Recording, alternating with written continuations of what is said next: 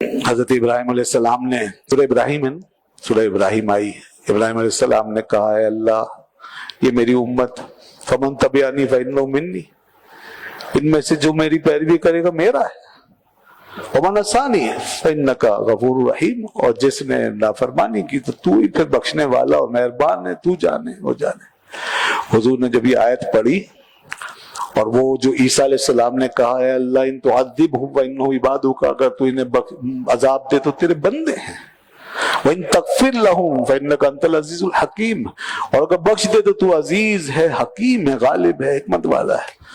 جب حضور نے صلی اللہ علیہ وسلم کی آیتیں پڑھی تو حضور رو دیے، آنکھوں سے آنسوؤں کا سیل رواں ہو گیا، عرش الہی ہل گیا، رب ذوالجلال کی رحمت اور غیرت جوش میں آ گئی۔ مسلم شریف کی حدیث ہے یہ۔ اللہ نے جبریل کو حکم دیا جبریل فوراً نیچے جاؤ اور میرے محبوب سے پوچھو کہ ان پہ کیا گزری ہے اور کس تکلیف سے دوچار ہوئے، حالانکہ وہ سب جانتا ہے، اسے معلوم ہے، پوچھو کہ کس چیز نے رلایا ہے، پیارے بتاؤ۔ جبریل کتنی سپیڈ میں آئے ہوں گے، اسی آن نیچے تھے اور عرض کی یا رسول اللہ ہاں۔ اللہ نے فرمایا میرے محبوب کو سلام بھی کہو، میرا سلام کہو اور یہ پوچھو۔ جبریل نے عرض کی یا رسول اللہ رب ذوالجلال نے سلام بھیجا ہے اور پوچھا ہے کہ آپ کو کس نے رلایا؟ تو حضور نے فرمایا جبریل مجھے میری امت یاد آ گئی، میری امت یاد آ گئی ہے، میری امت یاد آ گئی۔ میری امت کا کیا ہوگا جبریل، میری امت کا کیا ہوگا؟ ابراہیم علیہ السلام نے کہا کہ اے اللہ جس نے میری اتباع کی وہ میرا ہے، جس نے نافرمانی کی بس تو غفور رحیم ہے۔ عیسیٰ علیہ السلام نے کہا اللہ اگر تو انہیں عذاب دے تو تو سب کچھ کر سکتا ہے، تیرے بندے ہیں وہ، اور اگر تو انہیں بخش دے تو تو عزیز حکیم ہے۔ میری امت کا کیا ہوگا؟ جبریل فوراً بارگاہ الوہیت میں حاضر ہوئے، بار الہ تیرا حبیب تیری اپنی امت کے بارے میں بے قرار ہے، بے چین ہے، مضطرب ہے۔ اللہ نے پھر جبریل سے فرمایا جبریل جاؤ اور میرے حبیب کو یہ مجدہ سناؤ، انا سنردیک فی امتک ولا یسوءک، اے پیارے ہم تمہیں تمہاری امت کے بارے میں راضی کر لیں گے اور تمہارے ساتھ ہم وہ معاملہ کریں گے اور امت کا وہ معاملہ کریں گے کہ تمہارے دل پہ کوئی بار نہیں چھوڑیں گے، کوئی غم رہنے نہیں دیں گے، تمہیں راضی کر لیں گے، تمہیں خوش کریں گے، جیسے تم چاہتے ہو ویسے ہی تمہاری امت کے ساتھ سلوک کریں گے۔ سبحان اللہ سبحان اللہ۔ جناب لاکھوں درود و سلام ہو کملی والے آقا پر، رحمت عالم پر۔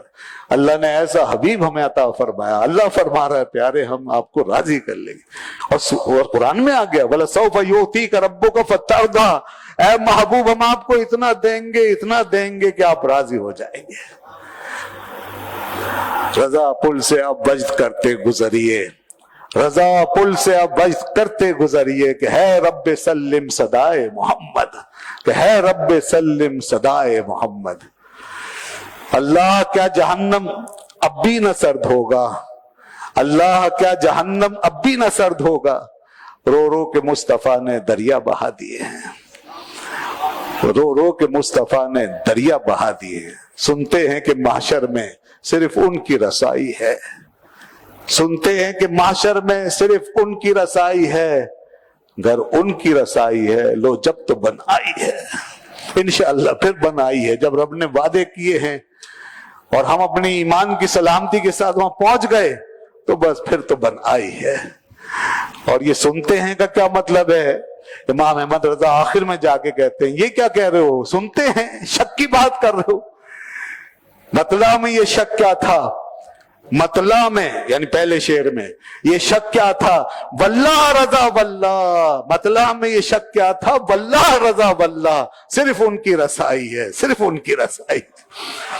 وہ جو سنتے ہیں سے شروع کیا تھا آخر میں جا کے اس کا شک نکال دیا اور کہا نہیں سنی سنائی بات نہیں ہے، واللہ رضا واللہ، صرف ان کی رسائی ہے، صرف ان کی رسائی۔ حضور کی تو یہ شان ہے۔ اللہ فرماتا ہے آئے گی وہ آیت وَعَسَىٰ أَن يَبْعَثَكَ رَبُّكَ مَقَامًا مَحْمُودًا، ہم آپ کو مقام محمود پہ فائز کریں گے۔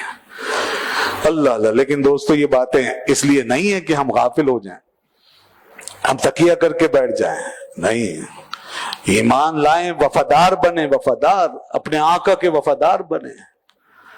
اب غداریاں بہت ہو رہی ہیں، اس لیے غداری سے بچیں، بے وفائی سے بچیں، نافرمانیوں سے بچیں، شرم حیا پہ اپنے اندر برقرار رکھیں، اس بات کا احساس کہ ہم ان کی امت ہیں، ان کی امت ہیں، ان کے غلام ہیں، یہ احساس کہیں نہ کہیں جاگوزی ہونا چاہیے۔ اللہ اللہ۔ اور حضور کی بارگاہ میں لوگ آتے، ایک نظر میں اس احساس سے لبریز ہو کے جاتے تھے، کیسے کیسے دشمن آتے تھے اور کس کس طرح بن کے سور کے جاتے، بدل کے جاتے تھے۔ بس ایک بات عرض کرتا ہوں، امام احمد نے اور بہت سے لوگوں نے روایت کیا،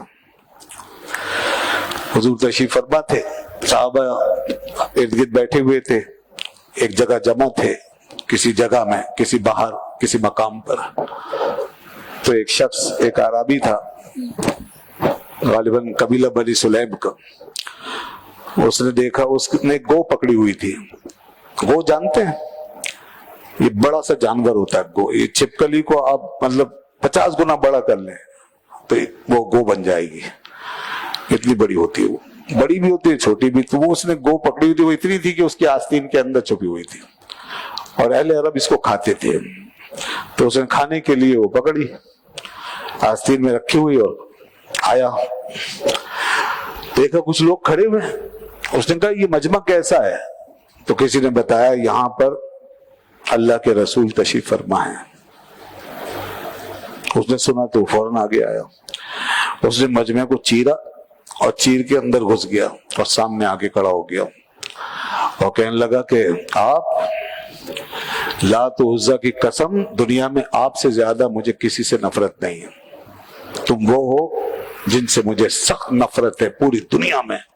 اس نے قسم کھائی اور کہا کہ اگر مجھے اس بات کا اندیشہ نہ ہوتا نا کہ میری قوم تانا دے گی کہ تو نے جلد بازی کی، تو میں تمہارا سر ابھی اڑا دیتا۔ اتنی بڑی بے ادبی اس نے کی، صحابہ کرام کی آنکھوں میں خون اتر آیا۔ حضرت عمر رضی اللہ عنہ سے نہیں رہا کہ انہوں نے کہا یا رسول اللہ آپ مجھے اجازت دیں، اس شخص کو حق کیا پہنچتا ہے کہ اللہ کے رسول سے ایسی بات کرے؟ ایک انسان کو انسان ہونے کا بھی حق حاصل ہے نا، اور وہ یہ بات کر رہا تھا۔ اب صحابہ کرام کا جو غصہ تھا وہ بالکل ایمانی اور فطری تھا، مگر رسول اللہ صلی اللہ علیہ وسلم اپنی ذات کے لیے بدلہ نہیں لیتے تھے، یہ الگ بات ہے، حضور کا اخلاق یہ تھا، آپ اپنی ذات کے لیے بدلہ لیں۔ حضور نے فرمایا اے عمر، اللہ جس کو رسول بناتا ہے وہ قوم میں سب سے زیادہ بردبار ہوتا ہے،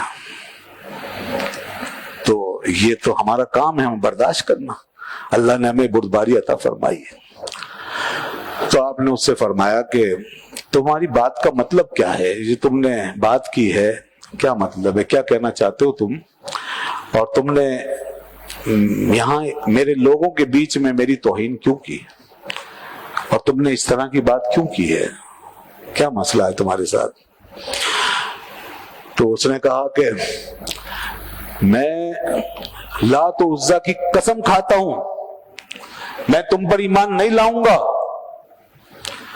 ہاں بس ایک صورت ہے، اب وہ عاجز کرنے کے لیے کہہ رہا ہے، ایک صورت ہے بس، اگر یہ گوہ جو میرے ہاتھ میں ہے یہ آپ کا کلمہ پڑھ کے سنا دے تو اس نے ایسے ہاتھ کھولا، گو سامنے آ گئی۔ اب رسول اللہ صلی اللہ علیہ وسلم نے اس گو سے فرمایا اے گو، حضور نے ابھی اتنا فرمایا تھا اے گو، اس کے منہ سے آواز نکلی، سب نے سنی، لبیک و سعدیک یا رسول اللہ، لبیک و سعدیک یا رسول اللہ۔ حضور نے فرمایا گو، وہ بولنے لگی لبیک و سعدیک، حاضر ہوں یا رسول اللہ، ارشاد فرمائیے۔ آپ نے فرمایا تو بتا کس کی عبادت کرتی ہے؟ گو نے کہا میں اس کی عبادت کرتی ہوں جس کا عرش آسمانوں میں ہے، جس کی سلطنت زمین میں ہے، جس کی رضا اور خوشنودی جنت میں ہے، اور جس کا غضب جہنم میں ہے، میں اس کی عبادت کرتی ہوں۔ پھر حضور نے فرمایا اے گو یہ بتا میں کون ہوں؟ اس نے کہا آپ رب العالمین کے رسول ہیں، آپ رب العالمین کے رسول ہیں، آپ سارے جہانوں کے لیے رحمت بن کر آئے ہیں، آپ خاتم النبیین ہیں، آپ نبیوں میں آخری نبی ہیں۔ دیکھیں جو حضور کو آخری نبی نہیں مانتے وہ ایسے جانوروں سے بھی بدتر ہے۔ ایک گو کہہ رہی ہے آپ خاتم النبیین ہیں، میں گواہی دیتی ہوں اشہد ان لا الہ الا اللہ واشہد ان محمدا عبدہ ورسولہ، یہ اعلان کیا گو نے۔ بس پھر کیا تھا، اس اعرابی کی تو آنکھیں دنگ رہ گئی، اسی وقت آگے بڑھا اور اس نے اپنا ہاتھ بڑھایا اور کہا حضور مجھے اپنی غلامی میں داخل کریں۔ اور اللہ کی قسم کھا کے کہتا ہوں کہ جب آیا تھا تو دنیا میں آپ سے زیادہ مبغوض اور ناپسندیدہ کوئی نہیں تھا، اور اب میرا یہ حال ہے کہ آپ سے زیادہ محبوب مجھے کوئی نہیں ہے۔ اب میرا دل بھر گیا آپ کی محبت سے۔ رسول اللہ صلی اللہ علیہ وسلم سے اس نے عرض کیا، رسول اللہ مجھے تعلیم دیجیے۔ حضور نے اس کو تعلیم دی، اس کو کچھ سکھائیں چیزیں، کچھ باتیں نماز کے بارے میں بتایا کہ یاد رکھو کہ جس دین کے ساتھ نماز نہ ہو وہ دین بیکار ہو جاتا ہے، اور نماز دین کی بنیاد ہے، لہذا نماز پڑھو، اور جنت کی کنجی نماز میں رکھی گئی ہے۔ تو یہ تعلیم دی گئی، پھر وہ گیا سرخرو ہو کر، اور گیا تھا جنتی ہو کے چلا گیا۔ یہ ہے وہ انقلاب جو اللہ کے محبوب کی بارگاہ سے اٹھتا ہے، اور آج بھی وہ انقلاب ضرور پیدا ہو سکتا ہے اگر ہم حضور کی تعلیمات پہ عمل کریں، رسول پاک صلی اللہ علیہ وسلم کے سچے وفادار بن جائیں تو دنیا کیا ہے، کچھ نہیں۔